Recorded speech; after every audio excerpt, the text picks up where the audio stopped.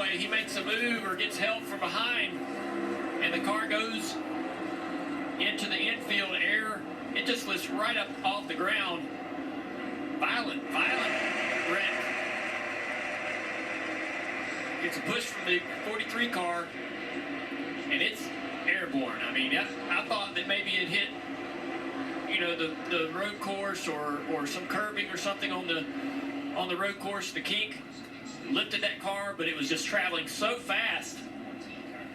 It happened right when it got in the grass. As soon as it got in the grass, that's when it started to lift. And then this is just violent. I mean, look at this car.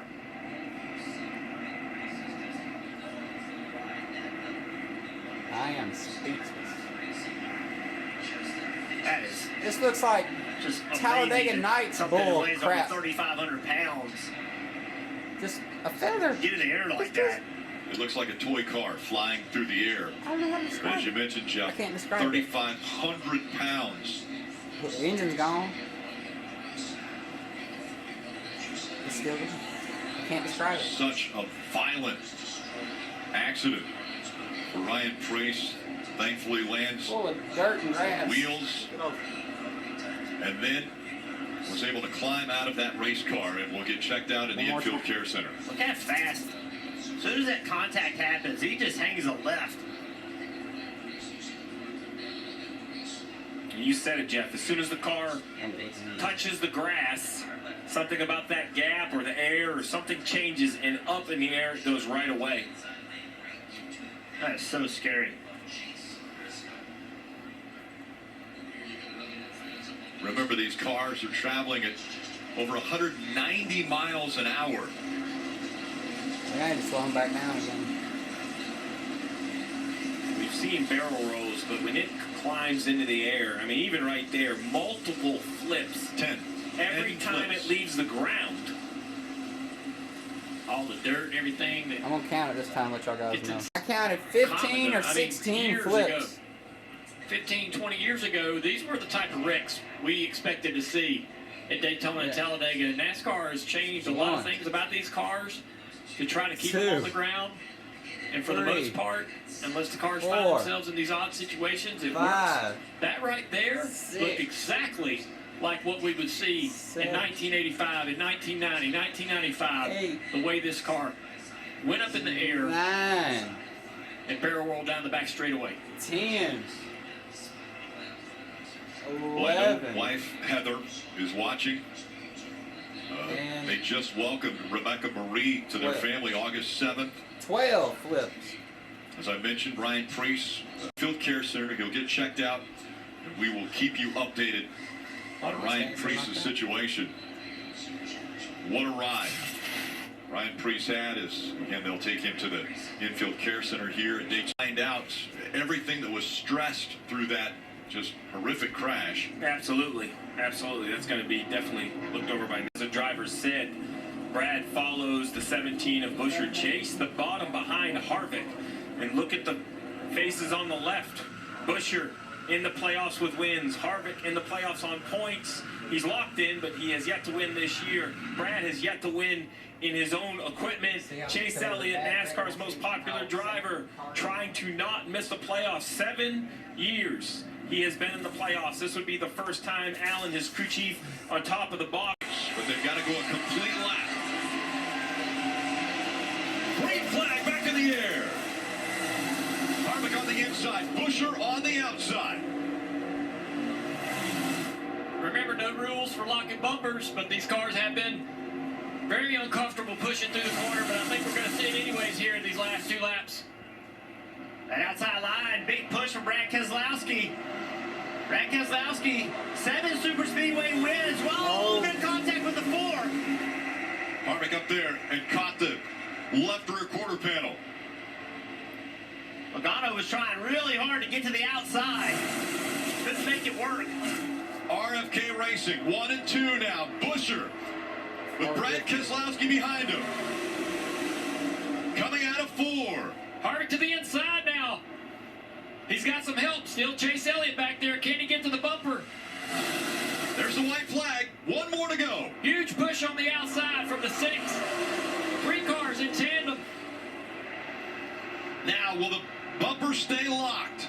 The 6 of Brad Keselowski trying to push that 17. Here comes Harvick in the 4. Big push from the 10. He stays committed to the 6 down the back straightaway. Elliott Being a team pushing player, the 4. Brad. Busher and Keselowski. Now, which line will they take through 3 and 4 for the final time? Busher separates a car length between he and Keselowski. Brad's got no help. I don't think he gets back there to the 17. As they come to the tri-oval, Busher's going to win at Daytona.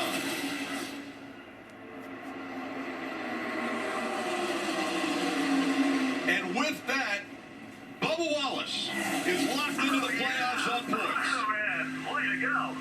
Thanks,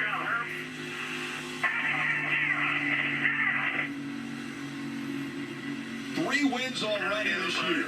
Nice job. For Chris Busher, the resurgence of RFK. 3 wins, Steve, all in the last 5 races, by the way. So coming into the playoffs, they are hot. And you can hear, I thought that was Brad Keselowski. He was as happy as if he'd won the race. That was pretty cool, hearing Brad's excitement. Awesome job, awesome. There he is again, the owner. You know, he'd love to win these races, but he's so thrilled with what this program's been able to do. And to be able to be the one helping, right, his own car. It's 9 incredible. years. It's been 9 years since Roush Fenway has seen a 1-2 finish back in 2014. And tonight it happens with Chris Busher and Brad Keselowski finishing 1-2.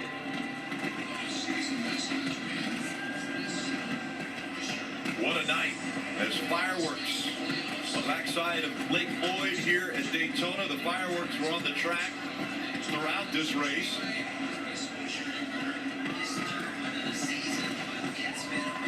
Three Fords finishing 1-2-3 with Busher, Keselowski, and Almirola.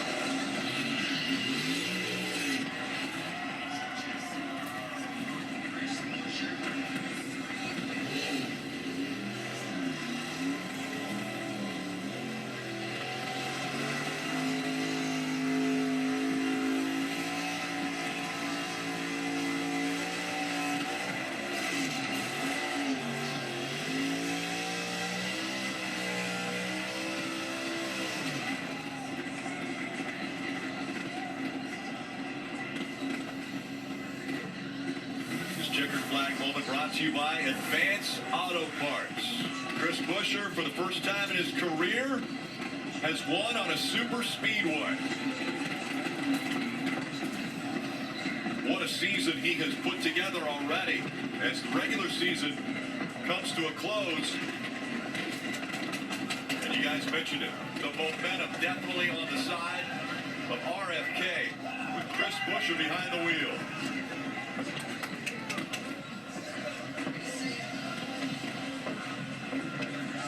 I've talked to some of the crew members that have been part of this program since before Brad became a part owner of this team, and they can't stress how much different it is, how much the culture has changed. Marty. Chris Busher climbs out a winner at Daytona. And the dream season for Roush Fenway Keselowski Racing continues. Rick, you mentioned it. 3 wins in the last 5 races. Who saw this coming to close out the regular season?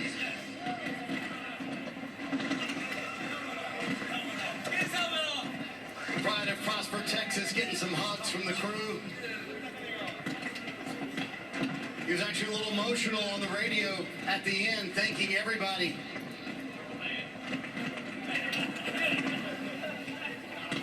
Crew Chief Scott Graves coming in. Hey, Chris, walk me through that overtime finish. I think you owe the boss a little thank you card, don't you? A little more than that. That was amazing. So proud to get Fittler back into victory lane here in Daytona. Knew we were coming here with fast RFK Ford Mustangs, and got there at the end and showed it when it counted. And I don't know, that's as much Brad's win as ours right there. That was the right help, aggressive, sticking with us too, all the way to the line. I was waiting for him to do something there coming to the finish. I figured we'd be side by side, but looked like it stalled out a little behind there. So just so thankful to Brad for all those pushes there at the right time.